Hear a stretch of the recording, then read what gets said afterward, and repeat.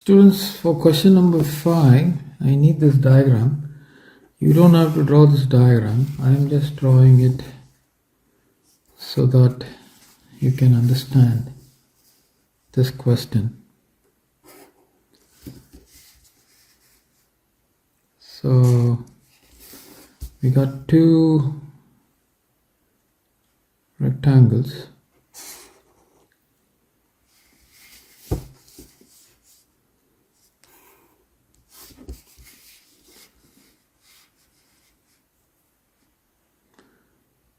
Figure not to scale.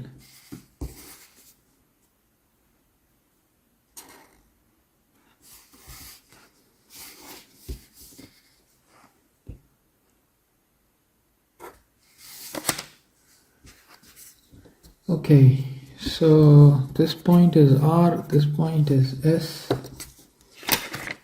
Now this entire distance, 8 meters, this distance is given to be as 2 meters from here to here.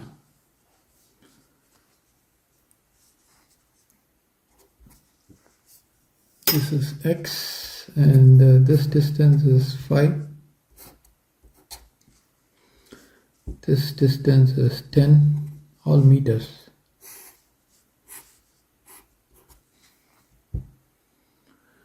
This is region A, region B. First question, you're asked to find the length RS. Okay, find the length RS. Now clearly this total length is 8 meters, right? But this is given as 2 meters. Now if you were to drop a perpendicular, it will hit somewhere here. Now this point from here to here clearly hits the beginning of the line. Say for example I am taking it as PQ. So R is actually the starting point, or the point at R is parallel to the point at P. So that would mean my RS, right, would be, say, from 8 meters. If you were to take away 2 meters, this distance, if I write this as, say, sum M, this point PM will correspond to RS, right? This point is S, so PM corresponds to RS. But what is PM? PM is nothing but PQ minus MQ. But what is PQ? 8. What is MQ? 2, right? You draw a parallel line, clearly MQ would be the same as, say, I take this as, say, some T, ST. So that's the reason I am stating with confidence that PM is equal to RS. So from here, the value of PM is going to be equal to 6. So this in turn would mean my RS would be 6M. So that's the solution for this question. Find the value of X. Clearly from the figure you can see that this entire length, I named it as O. OB is 10 meters. But apparently if I were to take this point as A and this point as B, and if I were to drop a perpendicular, then clearly this AB would be parallel to PM and equal to PM. So I'm going to state that clearly AB is equal to PM, right? Now PQ is 8, but PM is 6 because of the explanation that I've given you earlier. So since PM is equal to 6, this in turn would mean AB is equal to 6. AB is equal to 6, right? So that means OA should be equal to 4. Now OA is parallel and equal to PR. That means PR should be equal to 4. So that's exactly what I'm going to write here. Since OA is equal to 4 and OA is equal to PR, right? So this means PR, which is equal to X, is equal to 4. Therefore X is equal to 4 meters. That's the solution for this question. Now you are asked to find the perimeter of this entire flow. Find the perimeter.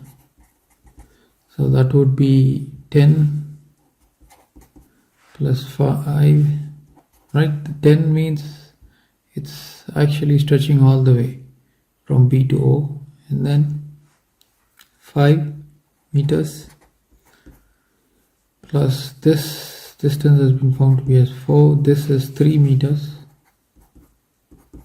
plus 8 meters plus 3 meters plus 2 meters this distance, and then you move up again plus 5. So this is going to be 15, 19, 22, 30, 33, 35, 40. Okay, 40 meters is the perimeter. Let me check it again. 15, 19, 22, 30, 33, 35, 40. Okay, now we have to get the area. That's the next question. Area of the entire region. So let me write that down. Area of region A is equal to 10 times 5. That's 50 square units. Next is area of region B is equal to base is 8 and the height is 3 units, 24 square units. So total area 50 plus 24 is 74 square units. So that's the solution for this question.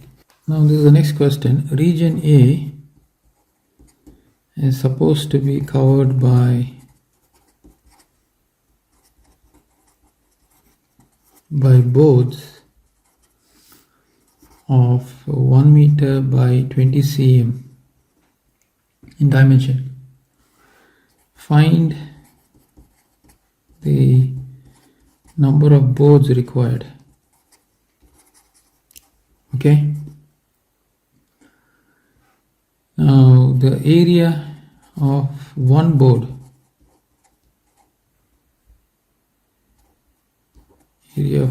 is 1 meter by 20 centimeter. I can write it as 0.2 meters, and this is going to be 0.2 meters squared or square meters. Now area of region A, that is nothing but 50 square meters. Okay, so therefore number of boards required,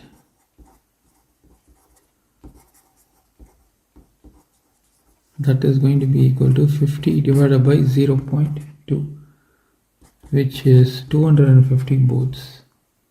So 250 boards are required. So that completes the solution.